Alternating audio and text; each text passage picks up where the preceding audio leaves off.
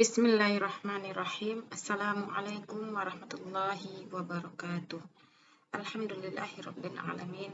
Rabbul ladzi anzala ilaina afdhala kutubihi wa syara'a lana khaira syara'ihi wa ja'alana bil islami khaira umamihi.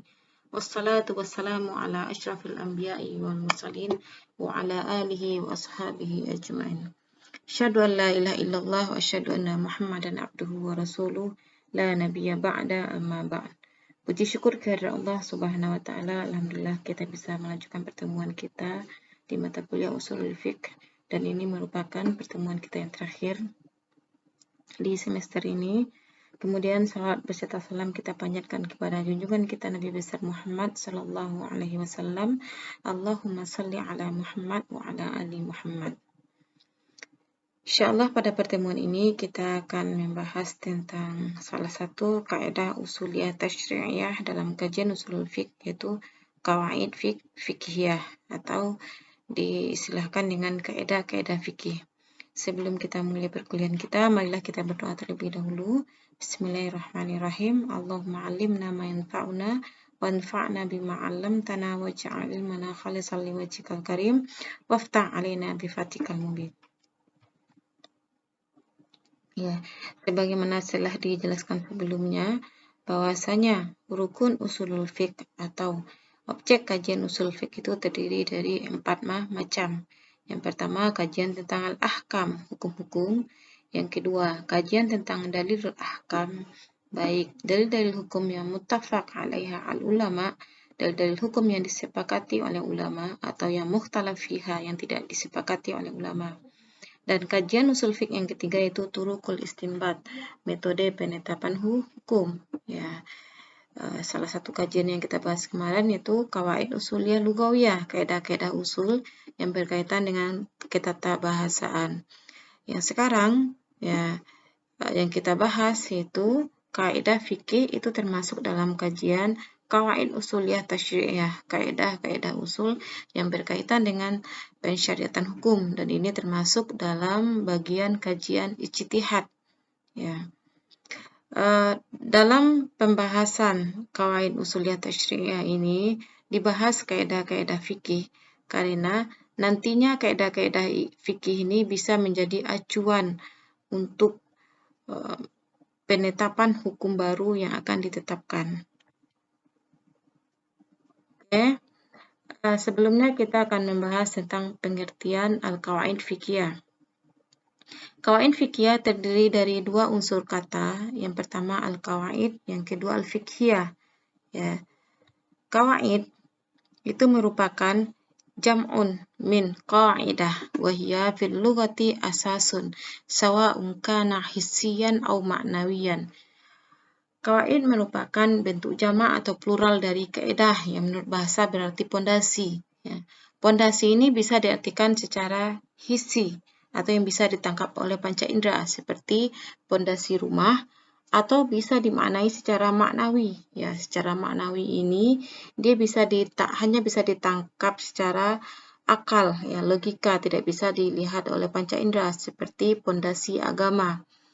Sedangkan pengertian kaidah menurut istilah yaitu qadhiyatun kulliyatun muntabiqatun ala jami'i juz'iyatiha. Permasalahan umum yang bisa diterapkan ke semua bagian. Itu kaidah. Ya, pengertian kaidah secara istilah. Sedangkan pengertian fiqhiyah berasal dari kata fikih yang ditambah dengan ya nisbah, yaitu huruf ya yang menyatakan pengkategorian. Fikih menurut bahasa berarti al-fahmul amik, pemahaman yang mendalam. Sedangkan menurut istilah diartikan dengan al-ilmu bil ahkami syari'ati al-amaliyati al-muktasab min adillatiha tafsiliyah. Itu ilmu tentang hukum-hukum syara atau agama Islam yang mengatur perbuatan manusia atau yang bersifat praktis, yang mana ilmu tentang hukum-hukum tersebut ditetapkan atau diistimbakan dari dalil-dalil syara yang terperinci.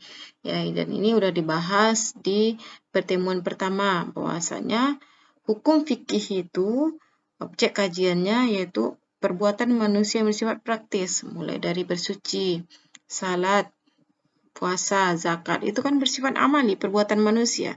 Jadi kajian fikih ini tidak mencakup yang bersifat keyakinan, i'tiqadi, karena itu termasuk dalam kajian akidah. Oke. Terus selanjutnya pengertian kaidah fikih. Ya, setelah kita mempreteli satu persatu dari apa itu yang dimaksud dengan kaidah, apa itu yang dimaksud dengan fikih, sekarang kita akan membahas apa itu kaidah fikih. Ya aslun fikhiyun kulliyun yatadammanu ahkaman tasyri'iyatan amatan min abwabin muta'addidatin fil qadaya allati tadkhulu tahta mawdu'ihi. Jadi, dia diartikan dengan asal atau pondasi fikih yang bersifat umum yang mencakup hukum-hukum syariat yang bersifat umum dari berbagai bab fikih dan dari berbagai permasalahan-permasalahan yang semuanya tergabung dalam tema atau pondasi tersebut. Ya, agak bingung ya kalau melihat pengertian ini. Bisa diringkaskan seperti ini. Jadi, kaidah fikih itu dia sebuah kaidah atau pondasi yang dimana dia bersifat umum. Ketika dia dikatakan bersifat umum, berarti dia itu menaungi, ya, atau di bawahnya itu tercakup hukum-hukum syariat dari berbagai bab-bab fikih, ya. Oke, ya. Kita lihat contohnya. Nah, kita lihat satu kaidah pertama, al-umur bimaqasidiha. Setiap perkara tergantung kepada niat. Nah, ini kaidah yang pertama, kaidah asasi pertama yang disepakati oleh ulama. Di bawah kaidah al-umur bimaqasidiha ini, itu banyak permasalahan-permasalahan fikih yang tergabung dalam permasalahan niat. Ya, karena ini permasalahannya permasalahan niat. Bahwasanya setiap perkara harus tergantung kepada niat.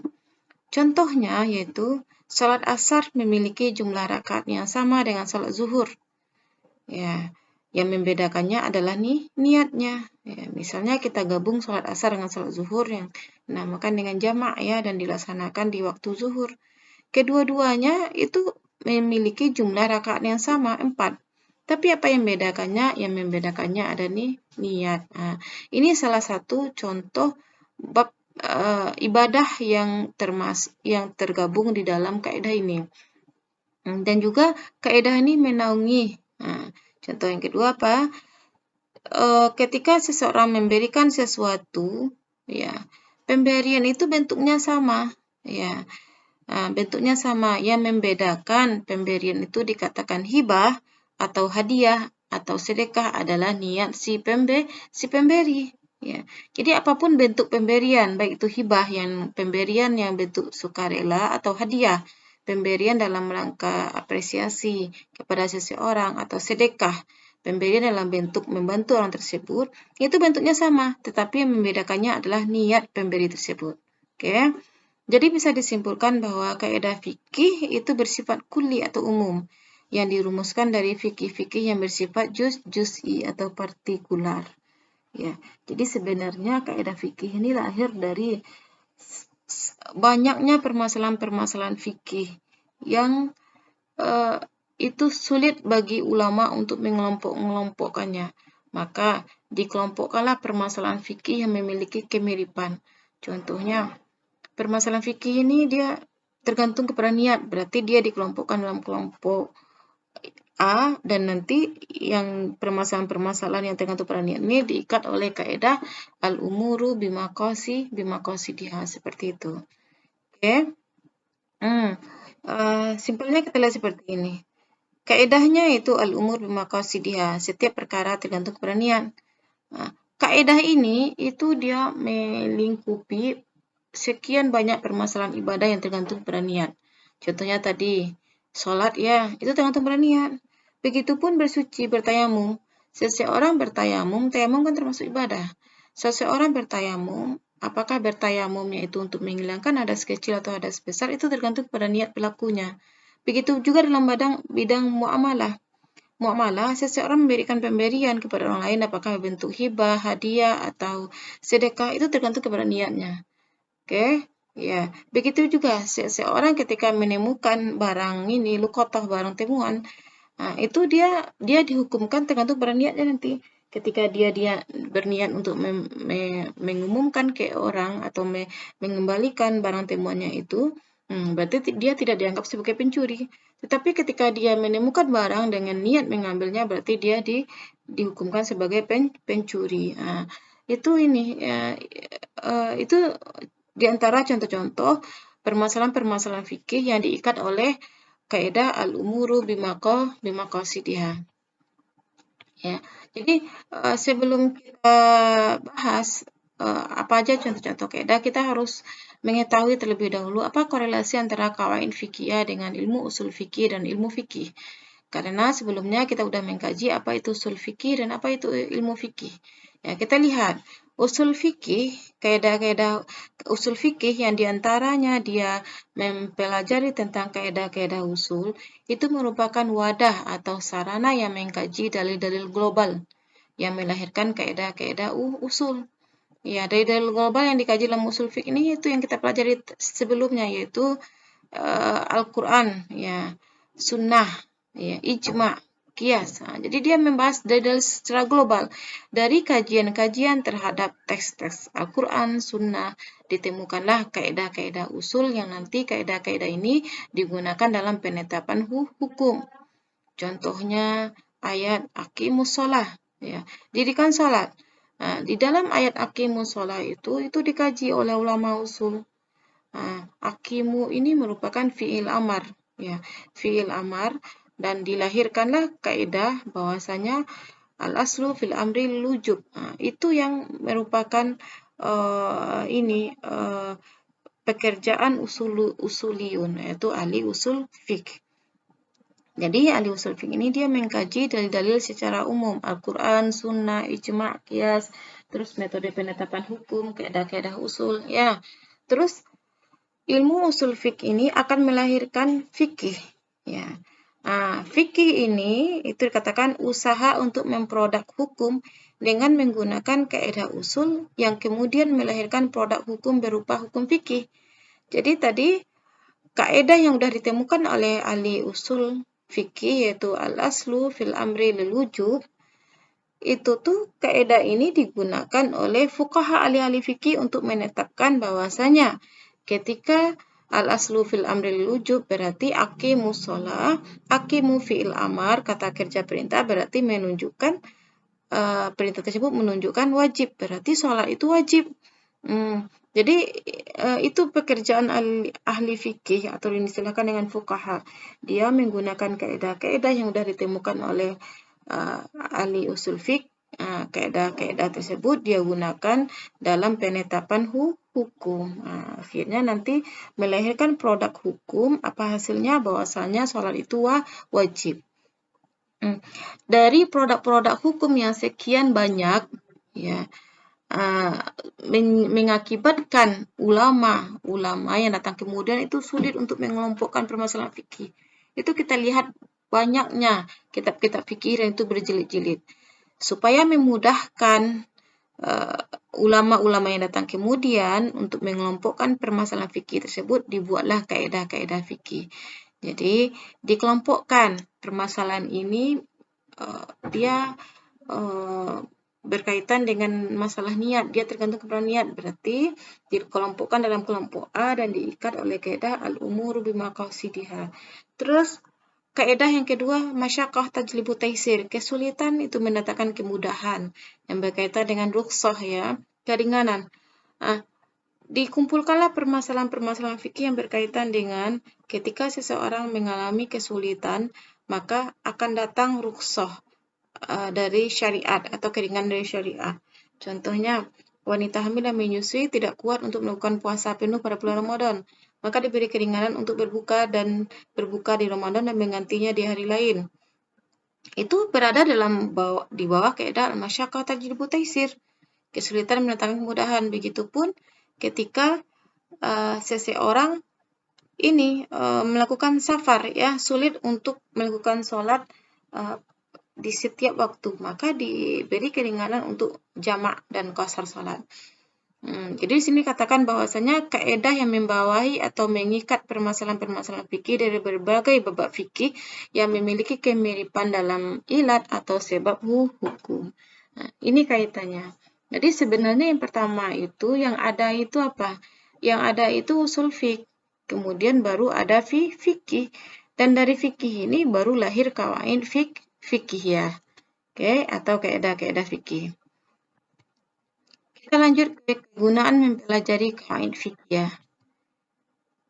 Yang pertama, mengelompokkan permasalahan fikih yang begitu banyak sehingga memudahkan pembacaan dan penguasaan terhadap hukum-hukum fikih. Nah, sebagaimana dijelaskan tadi ya, ketika permasalahan fikih itu sudah berjilid-jilid dan setiap ada permasalahan baru akan lahir hukum baru, maka dikelompokkanlah sesuaikah kaedahnya. Terus memudahkan dalam mencari solusi hukum bagi permasalahan fikih yang sejenis. Nanti ketika udah ada kaedahnya, maka kaedah ini bisa diterapkan terhadap permasalahan fikih yang dia memiliki kemiripan dengan permasalahan yang ada di bawah kaedah tersebut. Terus membantu ahli fikih untuk mengetahui dan memahami metode ijtihad dari sebuah hukum. Jadi ketika seorang menguasai kaedah fikih, dia akan bisa memahami, oh begini metode ijtihadnya, begini landasan hukumnya. Seperti kaedah al-adah muhakkamah. Kebiasaan bisa dijadikan landasan hukum. Ya, uruf ya, ada. Nah, berarti permasalahan-permasalahan ini ditetapkan hukumnya berdasarkan kebiasaan. Nah, itu salah satu contohnya. Yang keempat, menghindarkan ahli fikih untuk terjebak pada kasus kontradiksi antara permasalahan-permasalahan fikih. Dan yang kelima, membantu penuntut ilmu yang tidak mengambil spesialisasi dalam bidang hukum Islam untuk mengetahui hukum fikih dengan mudah. Jadi ketika permasalahan fikih itu sudah terkotak-kotakkan di bawah kaidah fikih, nanti akan mudah untuk mengelompokkannya dan untuk menguasainya. Selanjutnya kawaid asasiyah, kaidah-kaidah inti. Ya, ada 5 kaidah inti yang itu disepakati oleh ulama. Yang pertama, kaidah al-umuru bimaqasidiha. Setiap perkara tergantung kepada niatnya. Ya, makna kaidahnya, setiap tindak tanduk manusia, baik itu berbentuk ibadah maupun muamalah, mereka dihukumkan berdasarkan maksud atau niat dari pelaku. Hukum dan maksud sebuah perbuatan akan berbeda dengan perbedaan niat pelaku. Ya, jadi apapun perbuatan manusia, baik dalam bentuk ibadah atau muamalah, itu dihukumkan sesuai dengan niatnya. Contohnya, yang pertama, penerapannya di bab tohara atau bersuci. Tayamum bisa mengangkatkan hadas besar dan kecil tergantung kepada niat pelakunya. Sebagaimana dijelaskan tadi, karena tayamum itu bisa mengangkatkan hadas kecil atau mengangkatkan hadas besar. Ya, contohnya seseorang yang mau bersolat dan tidak ada air, dia bisa mengganti wudhunya dengan tayamum, itu menghilangkan hadas kecil ya. Dan contoh yang lain, ketika seorang mengalami kecelakaan dan dia dalam kondisi junub, misalnya perempuan yang habis selesai masa haidnya, dan dia harus mandi wajib, tapi karena dia habis kecelakaan, nggak mungkin menggunakan air, dia boleh bertayamum dengan niat menghilangkan hadas besar. Ya, jadi tayamum itu yang membedakannya apakah untuk menghilangkan hadas kecil atau hadas besar itu tergantung kepada niat. Terus contoh yang lain di bab ibadah yang membedakan salat rawatib dengan salat wajib adalah niat. Contohnya salat fajar ya, sebelum salat subuh itu termasuk salat sunat rawatib itu 2 rakaat sebelum subuh. Yang membedakannya dengan salat subuh yang 2 rakaat yaitu niat. Terus bab muamalah ini sebagaimana sudah jelaskan tadi, orang yang multakid ini orang yang menemukan barang temuan dianggap amin, orang yang menjaganya, dan ia tidak wajib menggantinya jika terjadi kerusakan tanpa sengaja dan tanpa kelalaiannya. Ini apabila ketika ia menemukan barang tersebut dengan niat menjaganya dan mengembalikan ke pemiliknya. Nah, ini niatnya, niat pertama. Dia menemukan barang temuan dengan niat mengumumkan dan mengembalikan ke pemiliknya. Ketika terjadi kerusakan tanpa sengaja, maka dia tidak wajib menggantinya. Tapi apabila dia menemukan barang tersebut dan dia berniat untuk memilikinya, maka saat ini ia dianggap sebagai pencuri. Dan ia wajib mengganti barang tersebut ketika barang tersebut rusak di tangannya walaupun tanpa sengaja. Oke. Nah, ini keduanya bentuknya sama-sama mengambil barang, cuma niatnya berbeda. Yang pertama niatnya untuk mengembalikan, yang kedua niatnya untuk diri dia, itu dia dihukumkan sebagai pencuri. Ketika barangnya rusak nanti dan ternyata orang pemiliknya ditemui, maka dia harus mengganti barang tersebut. Yang keempat, bab munakahat, pernikahan. Ya. Ternyata kaidah ini juga menaungi beberapa permasalahan fikih yang berada pada bab munakahat. Contohnya, menikah bisa menjadi wajib jika berniat menjaga dirinya yang kemungkinan besar akan terjebak pada maksiat. Jadi ketika seseorang laki-laki tidak menikah maka dia akan jatuh kepada maksiat, maka pada saat itu menikah hukumnya bagi dia wajib. Dan sunnah ketika dia berniat menjaga kehormatan. Haram ketika dia berniat menyakiti wanita yang akan dinikahi. Jadi ketika seorang laki-laki menikahi seorang wanita, tapi niatnya untuk menyakiti wanita tersebut, maka pada saat itu pernikahan tersebut hukumnya haram. Ya, jadi hanya karena niat, maka nikah bisa hukumnya berbeda-beda. Dan itu tergantung kepada niat. Ini kaidah yang pertama. Kaidah yang kedua, kaidah asasi yang kedua yang disepakati oleh ulama yaitu al-yakin la yuzalu bisyak. Keyakinan tidak bisa hilang oleh keraguan. Apa yang dimaksud dengan yakin ini? Yakin menurut bahasa berarti qararus syai' atau tetapnya sesuatu. Sedangkan menurut istilah berarti husulul jazam bi wuqu'i syai' au adamu wuqu'ihi. Terdapatnya kepastian terjadinya sesuatu atau tidak terjadinya sesuatu. Jadi jazam ini, yakin ini kita terjadi atau tidak terjadinya sesuatu itu tuh pasti. Jazam ini dihasilkan dengan panca indera, bisa dengan melihat langsung, dengan pikiran, dan dengan dalil. Sedangkan syak, menurut bahasa berarti taraddud, keraguan-raguan.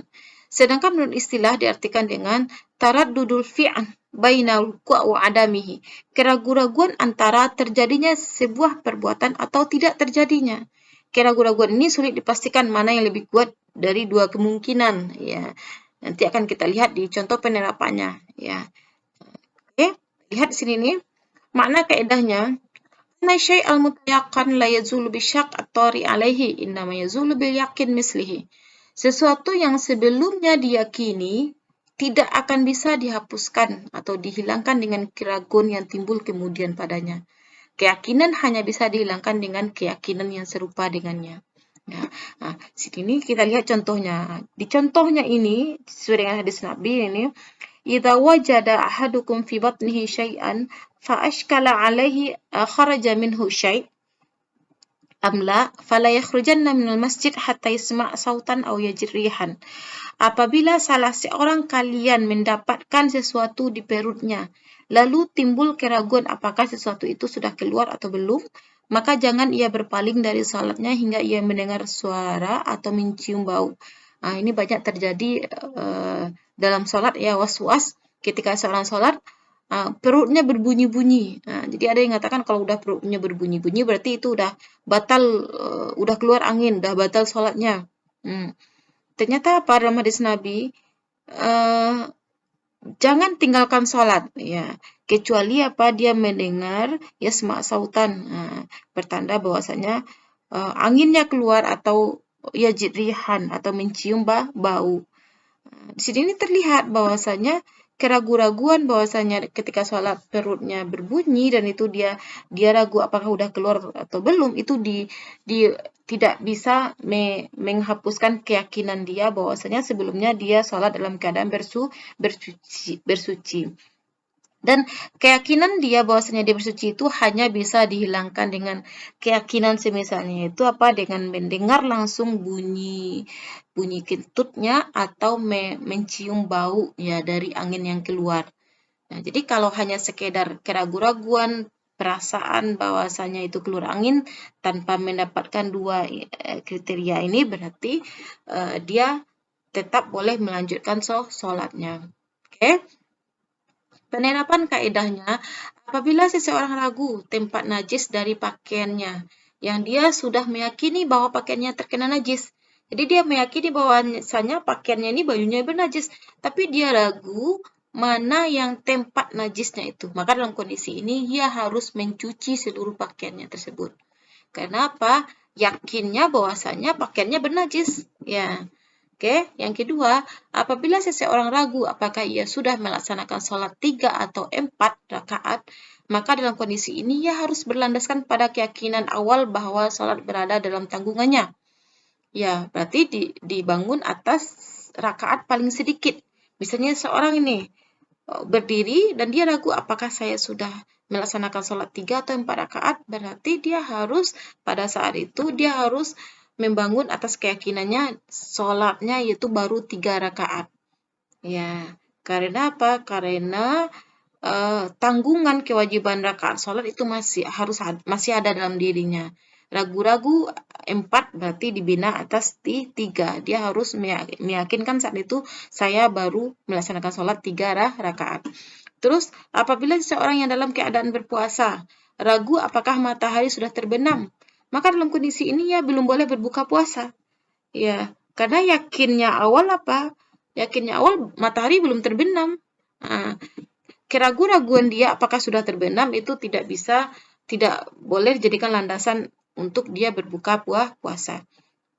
Wanita yang suaminya dipenjara tidak boleh dinikahi hingga diketahui dengan yakin bahwa suaminya sudah meninggal. Begitu juga apabila seorang ragu meninggalnya pemberi waris, maka dalam kondisi ini ia belum boleh membagikan warisannya. Karena hidupnya pewaris, orang yang akan mewarisi itu sebelumnya mutayakan pasti. Oke. Kaidah yang ketiga yang disepakati oleh ulama yaitu masyaqqah tajlibut taisir, kesulitan mendatangkan kemudahan. Sini ini makna kaidahnya itu apabila seorang mukallaf mengalami sebuah kesulitan atau kesukaran yang tidak biasanya dalam menjalankan beban atau perintah syariat, maka kondisi ini merupakan sebab syar'i untuk memberikannya kemudahan atau istilahkan dengan rukhsah dalam menjalankan perintah syariat. Dalam batasan dia tidak merasa berat lagi menjalankan beban tersebut.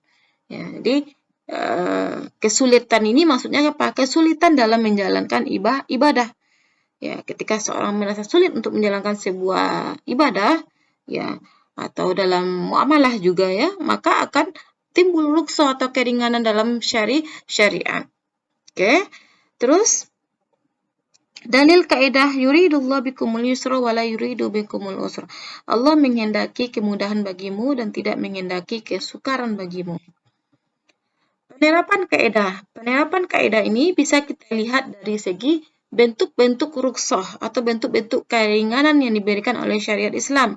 Yang pertama diistilahkan dengan takhfifu isqat, keringanan dalam bentuk pengguguran.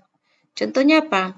Karena uzur syar'i digugurkan kewajiban Jumat dan menunaikan ibadah haji. Ini contohnya kemarin dalam pandemi ya, ketika daerahnya sudah termasuk zona merah, penyebaran virus sudah tidak terkendali, maka kewajiban Jumat gugur di daerah tersebut dan diganti dengan pelaksanaan sholat zuhur di rumah masing-masing.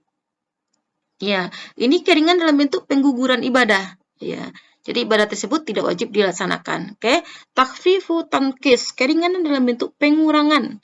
Contohnya mengkasar sholat ketika dalam perjalanan. Ya, yang sholat yang awalnya 4 rakaat menjadi 2 rakaat. Yang ketiga, takhfifu ibdal, keringanan dalam bentuk penggantian. Contohnya tayamum sebagai pengganti dari berwudu atau mandi wajib ketika dalam keadaan sakit. Selanjutnya, takhfifu ta'khir, keringanan dalam bentuk pengakhiran. Contohnya menjamak salat asar dan zuhur dan dilaksanakan di waktu asar. Ini misalnya dalam perjalanan ya. Terus takhfifu takdim, kebalikan dari ta'khir ya. Keringanan dalam bentuk mendahulukan sesuatu sebelum waktunya. Contohnya salat asar yang dilaksanakan pada waktu zuhur pada jamak takdim. Terus takhfifu tarkhis, keringanan dalam bentuk memberikan kemudahan. Contohnya mengkonsumsi sesuatu yang haram dan najis dalam rangka berobat.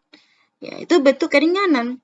Contohnya dia tidak menemukan obat yang halal lagi. Berarti pada saat itu ketika ditemukan obat yang haram atau suatu yang najis, maka boleh dia pakai itu dalam bentuk keringanan. Terus takhfifu taghyir, keringanan dalam bentuk perubahan. Contohnya salat khauf ya dalam peperangan, ini sudah dipelajari.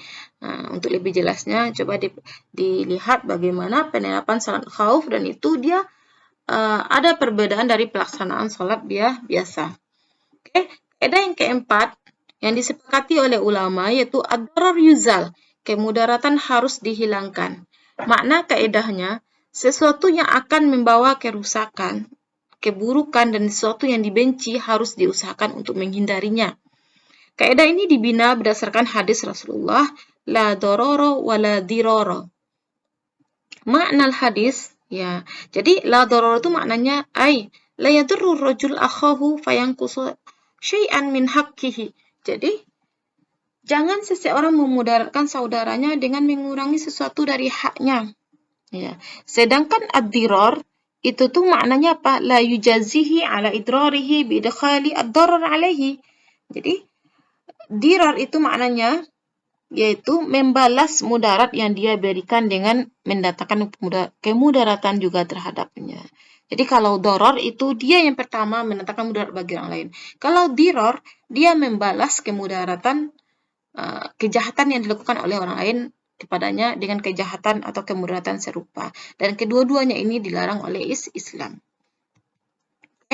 Penerapan kaidah ini di antara penerapan kaedahnya ya, pemerintah wajib ikut serta menindak pelaku ihtikar atau monopoli perdagangan, sebab tindakan monopoli perdagangan akan mengakibatkan mudarat bagi masyarakat umum. Ya, ini dalilnya ya. Man ihtakara fahuwa khati', siapa yang menimbun barang maka ia telah melakukan dosa. Contohnya monopoli perdagangan, ketika di sebuah wilayah orang pemilik modal besar membeli semua pasok minyak tanah atau gas yang ada di daerah tersebut. Kemudian ketika barang tersebut sudah langka di pasaran, tentu harganya naik, dia jual sedikit demi sedikit. Itu yang dimaksud dengan monopoli perdagangan. Dalam istilah fikihnya ihtikar, dan itu dilarang dalam Islam. Nah, dalam hal ini untuk menghindarkan mudarat bagi masyarakat umum dengan naiknya harga kebutuhan tersebut, maka pemerintah wajib ikut serta menindak pelaku ihtikar ini. Yang kedua, pensyariatan semua jenis khiyar dalam jual beli dalam rangka menghindarkan mudarat dari pembeli. Ya sudah dipelajari ya dalam fikih muamalah. Khiyar, penetapan khiyar seseorang, dia boleh seperti khiyar syarat. Ketika dia memberikan syarat kepada penjual, nanti kalau barangnya cacat saya kembalikan. Nah, itu dalam rangka menghindarkan mudarat dari pembeli. Terus garansi dalam jual beli, ya jual beli barang. Nah, garansi dalam jual beli barang itu sudah banyak dilakukan ya oleh perusahaan-perusahaan ya. Nah, itu dalam rangka menghindarkan mudarat. Oke. Yang keempat, syariat semua jenis hudud dalam tindak kriminal. Contohnya kisos bagi pembunuh yang disengaja. Ketika seorang membunuh orang lain, maka dia dibunuh lagi. Potong tangan bagi pencuri. Jilid atau derah atau pukulan bagi meminum minuman keras. Ya. Nah, ini semuanya dalam rangka menghindarkan mudarat. Terus fasakh, memutuskan ikatan pernikahan dengan adanya aib. Ya, ketika seorang memiliki aib, maka hakim boleh memutuskan pernikahan antara suami dan istri. Putusan pengadilan dengan menceraikan suami istri dalam rangka menghindarkan mudarat dalam rumah tangga. Jadi ketika pengadilan melihat suami istri ini ketika disatukan maka akan menimbulkan mudarat kepada salah satu pihak, maka dalam hal itu pengadilan atau hakim boleh memutuskan ikatan rumah tangga keduanya. Menjual harta orang yang terlilit hutang. Ya, ini mahjur alaih ya. Orang yang muflis, orang yang bangkrut itu pengadilan boleh menyita hartanya, kemudian dijual dan diberikan kepada tempat orang yang dia hutangi. Oke, ini dalam rangka menghindarkan mudarat. Ada yang kelima yaitu al-'ada muhakkamah. Kebiasaan dapat dijadikan landasan hukum. Ini sebenarnya sudah dibahas dalam kajian uruf ya, adah. Apa yang dimaksud dengan adat itu? Pengulangan sesuatu dan pembiasaannya hingga menjadi sebuah ketetapan dalam jiwa dan diterima di masyarakat. Jadi sesuatu dikatakan ada atau kebiasaan ketika memang sudah diberlakukan berulang-ulang oleh masyarakat sehingga mereka sudah menerimanya. Makna kaidah, sebuah kebiasaan baik yang bersifat umum maupun khusus bisa dijadikan hukum atau dalil dalam penetapan sebuah hukum syara'. Nah, sebelumnya sudah kita bahas bahwasanya ada kebiasaan bisa dijadikan landasan hukum ketika tidak ada dalil syariat yang menunjukkan hukumnya. Dan juga ketika dia tidak bertentangan dengan nas-nas yaitu Al-Quran dan sunnah. Jadi kebiasaan yang dibenarkan oleh syariat dan tidak bertentangan dengan Al-Quran dan sunnah itu boleh dijadikan landasan penetapan hukum. Penerapan kaedahnya. Ini coba kita lihat. Segala sesuatu yang menurut kebiasaan termasuk dalam bagian barang yang dijual, maka secara otomatis dia termasuk dalam akad jual beli, walaupun tidak disebutkan secara lisan. Seperti kebun yang berada di sekitar rumah. Secara otomatis ia termasuk dalam akad rumah yang dijual, walaupun tidak disebutkan. Hal ini disebabkan karena sudah menjadi kebiasaan masyarakat melakukan transaksi jual beli seperti ini.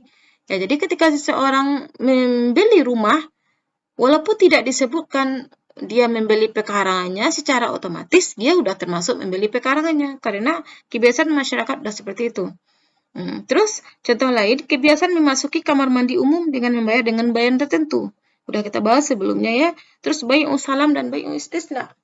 Contohnya bai'u salam ini. Ya, bai'u salam ini jual beli atau disilakan dengan ini bai'u ma'dum.